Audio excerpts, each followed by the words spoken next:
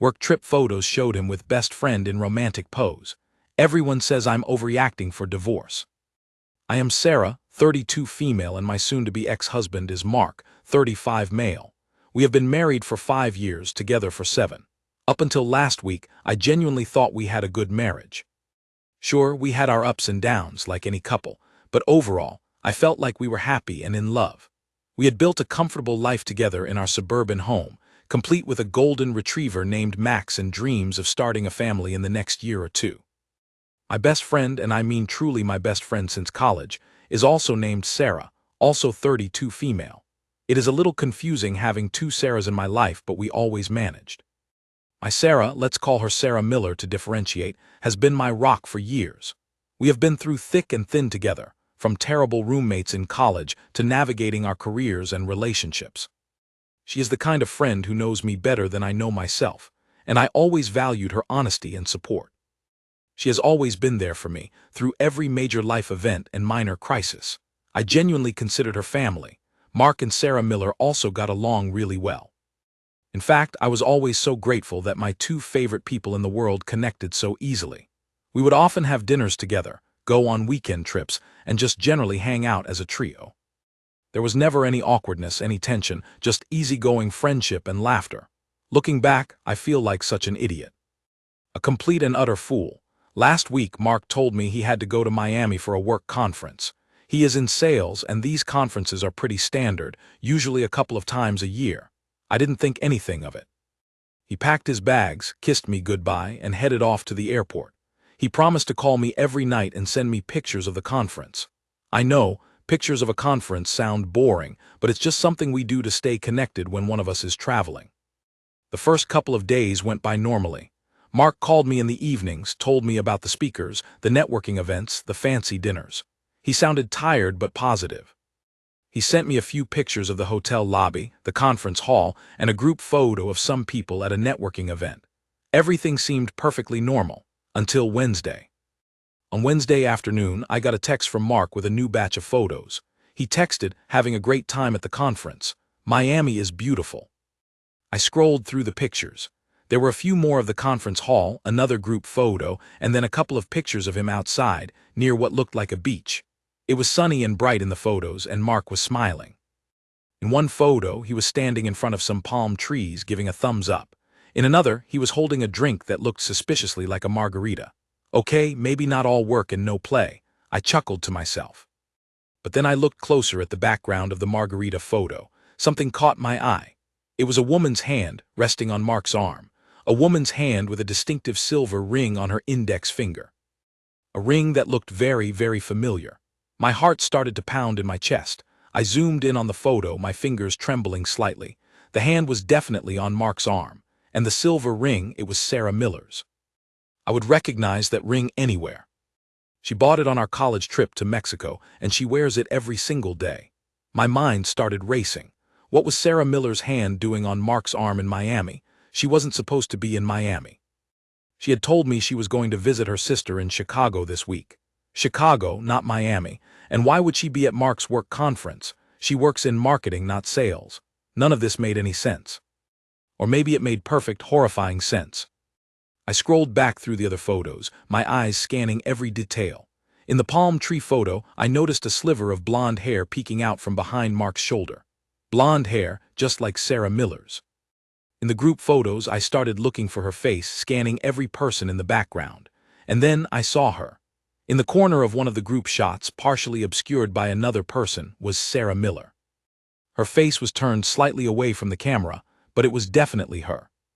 Her blonde hair, her distinctive nose, the way she always tilts her head when she smiles. It was unmistakably her. My stomach dropped to my feet. My hands started to shake uncontrollably. I felt like I was going to be sick. My best friend, my Sarah Miller, was in Miami with my husband, Mark, at his work conference. And they were holding hands. And she was hiding in the background of his photos. And she was supposed to be in Chicago. Everything clicked into place, and the picture that emerged was devastatingly clear. They were together, not just together at the same conference, but together, having an affair. I spent the rest of the afternoon in a daze. I couldn't concentrate on work. I couldn't eat. I couldn't even think straight. I just kept staring at those photos, zooming in and out, trying to make sense of what I was seeing. Trying to convince myself that I was wrong, that it was all some kind of misunderstanding, that there was a perfectly innocent explanation. But deep down, I knew the truth. The pit in my stomach, the cold dread that had settled over me, told me everything I needed to know. My husband was cheating on me with my best friend. When Mark finally came home on Friday evening, I tried to act normal. I greeted him at the door with a kiss, asked him about his trip, and made small talk about work and the weather. Inside, I was a nervous wreck, my heart pounding like a drum against my ribs. I wanted to scream, to shout, to confront him immediately, but I also wanted to hear him lie to my face. I know it sounds crazy, but I needed to see if he would actually do it. If he would look me in the eye and lie about something so huge, so hurtful. After dinner, when we were sitting on the couch watching television, I casually brought up the photos. "Oh, by the way," I said, trying to keep my voice light and breezy, "I saw the pictures you sent from Miami. They looked like fun." Mark smiled. "Yeah, the conference was pretty good, and Miami was beautiful. Wish you could have been there." "Me too," I replied. "But I noticed something in one of the photos. Was that Sarah Miller in the background of one of them?" Mark's smile faltered slightly. He blinked a couple of times and his eyes darted away from mine for a split second. "Sarah Miller? In Miami? No, I don't think so. Why would she be in Miami?" He laughed, a nervous, unconvincing laugh. "You must be mistaken. It probably just looked like her from a distance."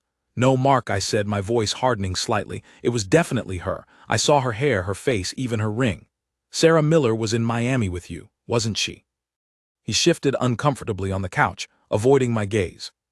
"Look, Sarah, I don't know what you think you saw, but you're wrong. Sarah Miller is in Chicago visiting her sister. We talked to her on the phone just last week, remember? She told us all about her trip." "Yes, Mark, I remember," I said, my voice rising. "But she's not in Chicago, is she? She's in Miami with you, and you are lying to my face about it." He finally turned to look at me, his eyes wide and innocent. "Sarah, I swear to you, you are imagining things. Sarah Miller is not in Miami. I haven't seen her. I don't know why you would think that." "Oh, really?" I said, pulling out my phone and pulling up the photo of him with the margarita and Sarah Miller's hand on his arm. I shoved the phone in his face. "Then explain this, Mark. Explain whose hand this is on your arm. Explain whose ring this is, because I know damn well that this is Sarah Miller's hand and that is her ring, and she is in Miami with you, so don't you dare lie to me again." Mark stared at the photo, his face paling. He opened his mouth to speak, then closed it again. He looked from the phone to me, his eyes filled with a mixture of shock and panic. He was caught, red-handed. There was no denying it now. "Okay," he said finally, his voice barely a whisper. "Okay, fine, Sarah Miller is in Miami, but it's not what you think." "Oh, really? Then what is it, Mark? Enlighten me." "Because it sure as hell looks like you are holding hands with my best friend in Miami, while you are supposed to be at a work conference, and she is supposed to be visiting her sister in Chicago. So please tell me, what am I supposed to think?" He sighed, running a hand through his hair. "Look, it's complicated, okay? It's not we ran into each other at the conference. It was a coincidence. She was there for a marketing seminar, apparently. And we had dinner together a couple of times, that's all. The hand holding, that was just friendly. You know how Sarah Miller is, she's just a very affectionate person. Friendly hand holding, in Miami, with my husband." While lying to my face about being in Chicago, I couldn't believe the audacity of his lies. I started to laugh, a bitter, humorless laugh that echoed in the living room. "Friendly hand holding? Mark, are you serious? Do you really expect me to believe that? After everything, after all the lies, you think I'm stupid?" "No, Sarah, of course not," he said, reaching out to touch my arm. I flinched away from his touch. "Please, just listen to me. It's not like that. We are just friends." "Close friends? And yes, maybe we held hands for a second in a photo, but it didn't mean anything. You are blowing this way out of proportion. Blowing it out of proportion," I repeated, my voice rising to a shout. "You are in Miami with my best friend, holding hands, lying to me about it, and you think I'm blowing it out of proportion. Mark, are you completely insane? Do you have any idea how much this hurts? How betrayed I feel?" Tears started to well up in my eyes, blurring my vision. I stood up abruptly, knocking over a lamp on the side table. It crashed to the floor, shattering into pieces. I didn't even notice. I just turned and ran out of the room, slamming the bedroom door behind me. I locked myself in, collapsing onto the bed, and sobbed. I sobbed for hours, until my head ached and my eyes were swollen shut. I couldn't believe this was happening to me. My husband, the man I loved and trusted, was cheating on me with my best friend, the woman I considered my sister. It was like a twisted soap opera, a nightmare come to life. The next morning I woke up feeling numb. The anger and pain from the night before had subsided, replaced by a cold, empty feeling. I got out of bed, went to the bathroom, and stared at my reflection in the mirror. My eyes were red and puffy, my face pale and drawn. I looked like a ghost of my former self.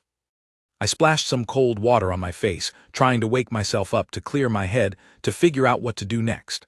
Mark was still asleep in the living room. I could hear him snoring softly through the closed door. I considered waking him up, confronting him again, demanding answers, but I just couldn't face him yet.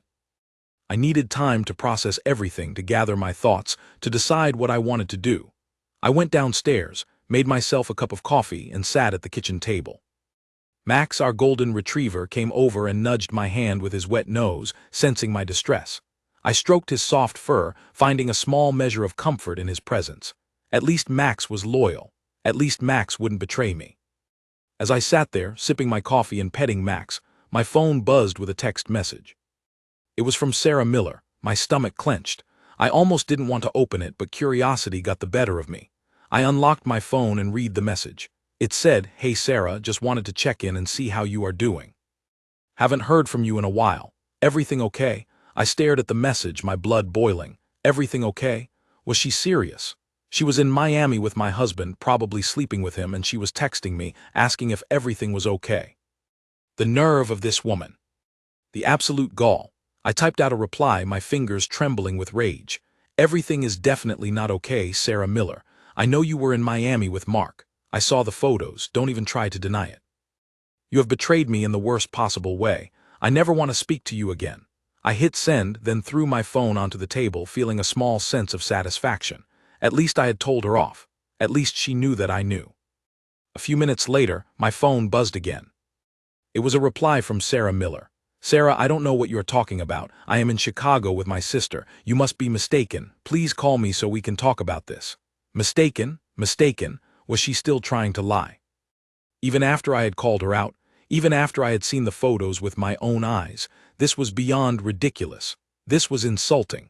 I decided to call her. I needed to hear her lies for myself. I needed to confront her directly. I dialed her number, my hands shaking. She answered on the third ring. "Sarah," she said, her voice sounding innocent and concerned. "Is that you? What's going on? Your text message didn't make any sense." "Oh, it will make sense, Sarah Miller," I said, my voice cold and hard. "It will make perfect sense. Because I know you were in Miami with Mark. I saw the photos. I saw your hand on his arm. I saw your ring. I saw you hiding in the background. Don't lie to me, Sarah. Just tell me the truth. What were you doing in Miami with my husband?" There was a long pause on the other end of the line. I could hear Sarah Miller breathing heavily, but she didn't say anything. Finally, she spoke, her voice barely above a whisper. "Okay, fine. Yes, I was in Miami, but it's not what you think." "Oh, here we go again," I said, rolling my eyes. "Not what I think. What am I supposed to think, Sarah? That you and my husband just happened to be in Miami at the same time, and you just happened to hold hands, and it was all just a big coincidence." "Give me a break." "No, it's not a coincidence," she admitted. I went to Miami to see Mark." "To see Mark?" I repeated, my voice rising again. "To see Mark? What the hell does that mean? Why would you go to Miami to see Mark?" Unless you are having an affair with him." Another long pause. Then Sarah Miller spoke again, her voice barely audible. "Yes," she whispered. "Yes, I am. I'm having an affair with Mark." The words hit me like a punch to the gut. I felt like the air had been knocked out of my lungs. I couldn't breathe. I couldn't speak. I just stood there, frozen, my phone clutched tightly in my hand. I knew it was true, I had suspected it all along, but hearing her admit it out loud was still devastating. It was like confirming my worst nightmare. "How could you?" I finally managed to choke out, my voice trembling with emotion. "How could you do this to me, Sarah? You are my best friend. You are like a sister to me. And Mark, he is my husband. We are married. How could you betray me like this? How could you betray our friendship? How could you betray our marriage?" Sarah Miller started to cry on the other end of the line. "I'm so sorry, Sarah," she sobbed. "I didn't mean for this to happen. It just happened. Mark and I, we just connected. We have feelings for each other. I know it's wrong. I know I've hurt you, and I am so sorry. Please forgive me. Forgive her. Forgive her for sleeping with my husband. Forgive her for lying to my face. Forgive her for destroying my marriage and my friendship. Was she completely delusional? Forgive you. I screamed into the phone, my voice cracking with rage and pain. Forgive you? Are you out of your mind? There is nothing to forgive, Sarah Miller. This is unforgivable. You have destroyed everything. You have destroyed our friendship. You have destroyed my marriage. You have destroyed my life. I hate you. I hate both of you. I never want to see either of you again. I hung up the phone, my hands shaking so badly I could barely hold it. I threw the phone onto the table again, then burst into tears. I cried and cried until I had no tears left to cry. I felt completely broken, completely shattered. My world had been turned upside down in a matter of days. My husband was a cheater, my best friend was a betrayer, and my marriage was over. Later that day, after I had calmed down a little, I decided to talk to Mark again. He was still in the living room, looking miserable and hungover. He looked up when I came into the room, his eyes filled with guilt and shame. "Sarah," he said, his voice pleading. "Please let me explain." "Explain what, Mark?" I said, my voice flat and emotionless. "Explain how you slept with my best friend. Explain how you lied to my face. Explain how you destroyed our marriage. What is there to explain?" "I know I messed up," he said, standing up and walking towards me. "I know I hurt you and I am so sorry. But it just happened, Sarah. It wasn't planned. We just connected. Sarah Miller and I, we have a connection. A real connection. Something I don't have with you anymore. Something you don't have with me anymore." Was he actually blaming me for his cheating? Was he trying to justify his betrayal by saying that we weren't connected anymore? This was unbelievable. "So it's my fault," I said, my voice dripping with sarcasm. "It's my fault that you cheated on me with my best friend, because we weren't connected anymore. Is that what you are saying?" No, it's not your fault," he stammered. "It's just, things have been different between us lately, Sarah. We haven't been as close as we used to be. We've been drifting apart. And Sarah Miller, she understands me. She gets me. We have so much in common." "Oh, you have so much in common," I repeated, my voice rising again. "Like what, Mark? Like betraying me? Like lying to me? Like destroying my life? Is that what you have in common? Please, Sarah, just try to understand," he pleaded. "I didn't want to hurt you. I never meant for this to happen. But these things happen, you know. Sometimes people fall out of love. Sometimes people find connections with other people. It's just life." "Life," I scoffed. "Is that what you call it? Life? Cheating on your wife with her best friend is just life." "Mark, you are pathetic. You are a weak, pathetic excuse for a man. I can't believe I ever loved you. I can't believe I ever married you." "Sarah, please don't say that," he said, his voice breaking. "I still love you. I do. I love you both. I don't want to lose you. I don't want to lose Sarah Miller either. Can't we work something out? Can't we try to be friends, all three of us? Friends. Friends with the man who cheated on me and the woman who betrayed me." Was he seriously suggesting a polyamorous relationship, or was he just completely insane? "Friends," I said, staring at him in disbelief. "You want to be friends with me and Sarah Miller, after everything that has happened?" "Mark, you are delusional. There is no friendship here. There is no relationship here. There is nothing here but betrayal and pain and disgust. I want you out of my house, Mark. I want you out of my life. I want a divorce." Mark's face crumpled. Tears started streaming down his cheeks. "Divorce?" he sobbed. "Sarah, please don't do this. Don't throw away our marriage. We can fix this. We can work through this. Please just give me another chance." "Another chance?" I said, shaking my head. "You have had your chance, Mark. You had 5 years of chances, and you blew it.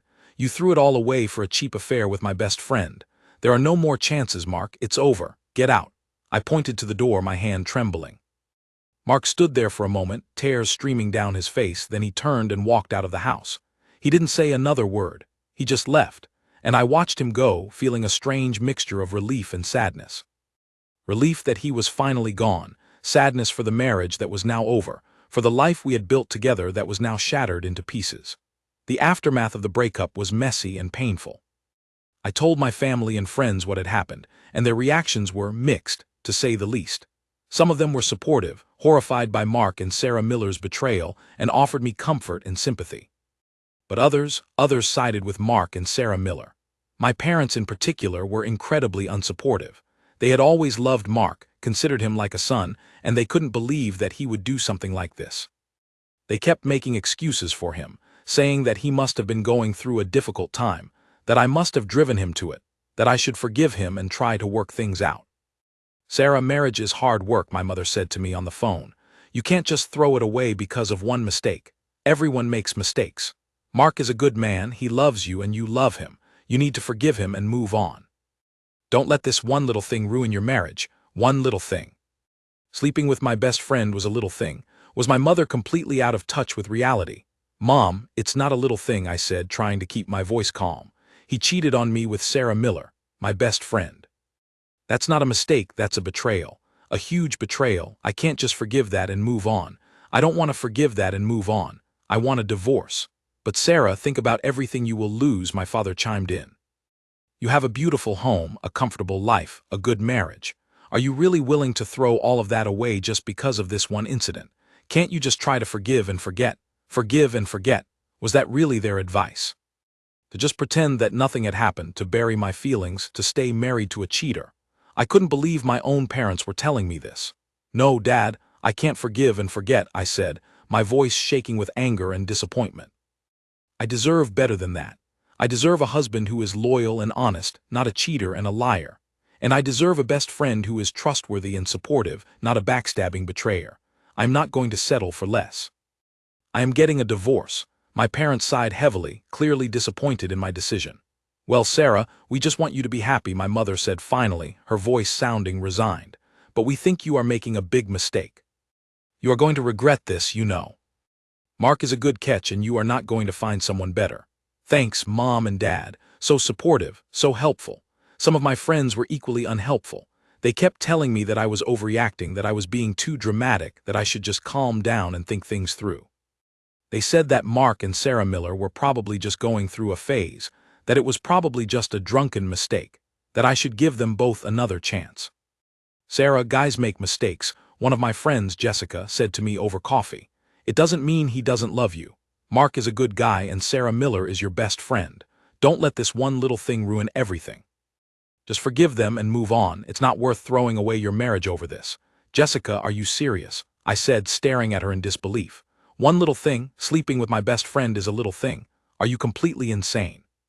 If your husband cheated on you with your best friend, would you call it a little thing? Jessica shrugged. Well, no, probably not, she admitted. But still, you need to think about the bigger picture, Sarah. You have a good life with Mark.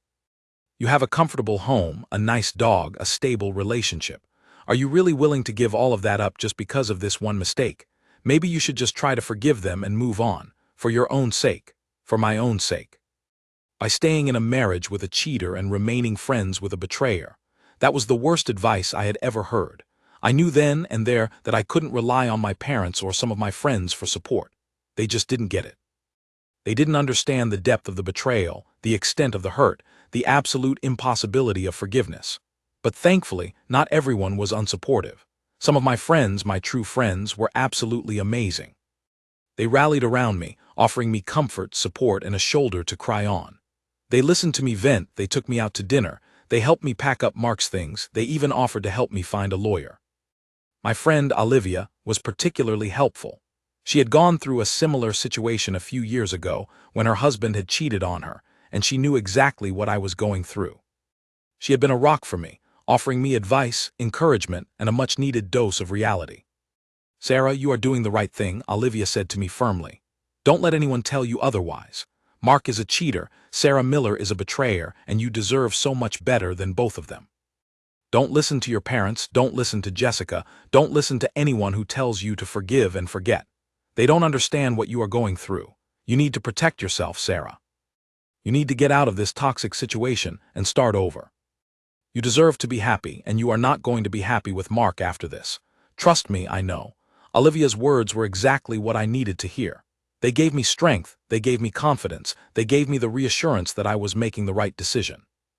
I knew that divorcing Mark was going to be difficult, painful, and messy, but I also knew that it was the only way for me to move on and rebuild my life. I was not going to stay in a marriage built on lies and betrayal. I was not going to forgive and forget. I was going to move on, to heal, and to find happiness again. The divorce process was as unpleasant as I expected. Mark was initially resistant, still clinging to the idea that we could work things out, that we could be friends, that we could somehow salvage our marriage. But I was firm. I told him that there was no turning back, that I was done, that I wanted a divorce, and that was final. Eventually, he realized that I was serious, and he reluctantly agreed to the divorce. We went through mediation, divided our assets, and signed the papers. It was all very formal and impersonal, a stark contrast to the love and promises we had made to each other just 5 years earlier. It was like watching a movie of someone else's life, a sad and tragic story that I couldn't believe was actually happening to me. The day the divorce was finalized was bittersweet. On the one hand, I felt a sense of relief, a sense of freedom, a sense of closure.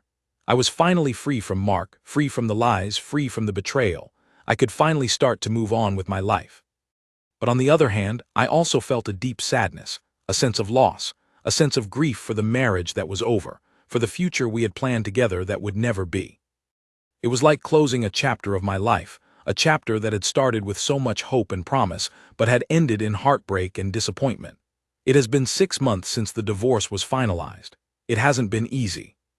There have been days when I have felt lonely, sad, and lost. Days when I have questioned my decision, wondered if I should have tried harder to forgive Mark, wondered if I had made a mistake. But then I remember the photos, I remember the lies, I remember the betrayal, and I know that I made the right choice. I could never have stayed married to Mark after what he did. I could never have trusted him again. And I could never have forgiven Sarah Miller. I have cut all ties with both of them. I blocked their numbers, unfriended them on social media, and made it clear to my family and friends that I don't want to hear anything about them. It has been difficult, especially with Sarah Miller, as we had so many mutual friends. But I needed to create space for myself to heal, to move on.